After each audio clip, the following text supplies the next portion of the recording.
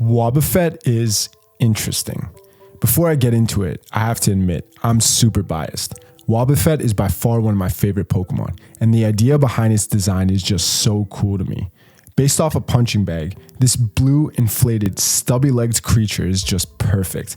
I mean, look at how it walks. Most Pokemon have their concept based off of some type of animal, and this is for obvious reasons. It creates relatability, gives them an idea to base their designs off of, and most importantly, breeds familiarity in the viewer.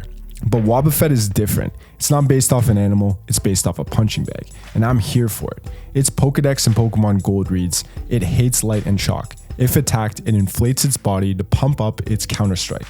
Now this is super clever for a variety of reasons. First off, it plays off the idea of a punching bag really well, as all they do is take hits. Secondly, many animals puff themselves up as a defensive mechanism against predation. Take the pufferfish. In order to evade predation, the fish puffs itself up so that it cannot fit into a predator's mouth. In these instances, the predator fish will try to eat the pufferfish for a while and then eventually give up, leaving the pufferfish alone, but only after it's endured a bit of attack. One of the brilliant things I've always admired about Pokemon is how well they are able to tie in an animal behavior into the Pokemon design they are making. On top of this, Wobbuffet's eyes, and I guess face, are actually on its tail, meaning its blue body is just something inflated to endure attack. This is also very similar to a strategy animals display when a threat is present. For example, the spicebush swallowtail caterpillar has fake large eyes on the back of its head to make it seem more threatening than it actually is. While these ideas being tied into Wobbuffet are not marketing ideas in their own right, they are clever insights that make the Pokemon more likable overall. They signify depth or complexity, which is actually a bias. When faced with two hypotheses, humans are much more likely to select the more complex option of the two, and there's a simple reason why. Humans always look for the big explanation behind things. With that said, Wobbuffet is most notorious for its appearances in the anime, and I would definitely consider it a mascot of the series. In the anime, Wobbuffet is the fourth member of Team Rocket, and ever since Jessie got her Wobbuffet, it has made appearances in almost every episode.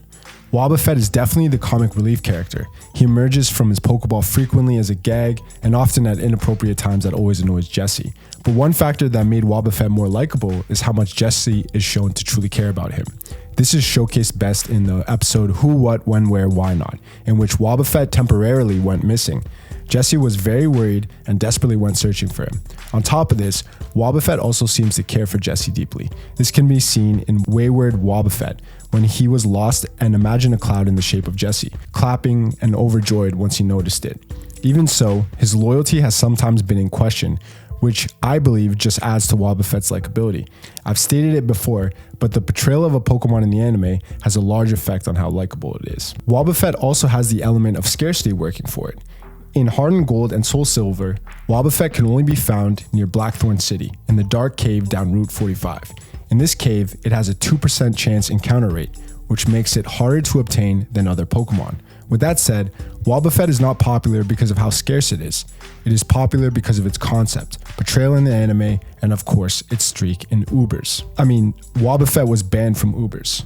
From Ubers, just let that sink in. This Pokemon was so OP with Shadow Tag and Encore that it got banned from the most competitive tier in Pokemon. He's just such a gimmick, and the troll factor is immense on this dude. It's a classic trapper with its very high HP stat, the move Encore, and Shadow Tag preventing the opponent's Pokemon from switching out. It can trap Pokemon in their setup stage and leave them exploitable to a sweeper. It's broken, and I love it. Wobbuffet being good competitively makes it desirable for a lot of reasons. First off, it's the first non-legendary Pokemon to be banned from Ubers, which no doubt created a buzz in the Pokemon community. Secondly, there's no doubt people become more attached to the Pokemon that helped them win, and Wobbuffet did just that.